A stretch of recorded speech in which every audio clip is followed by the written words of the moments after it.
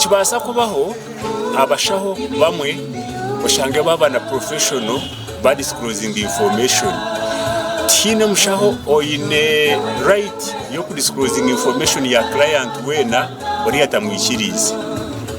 So nikibanchi manyisa nguna yahenda amateka kandi hacyamara kumanywa omushaho ubwo nanavunanwa nitumujunana abo kugira ngo ahenzera ebiragiro by'obushaho kine mushaho ashimbe kuba nashoboza information y'umuntu.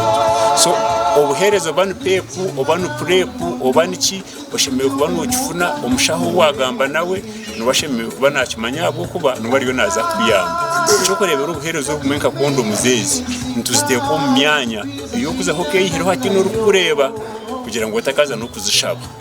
So anembazi ya prep na pep wagiro kafuna kansela ningo mushaho ahirwa ruriyo naho uherezo bwe buri tayine shoboza ibahama bya clients.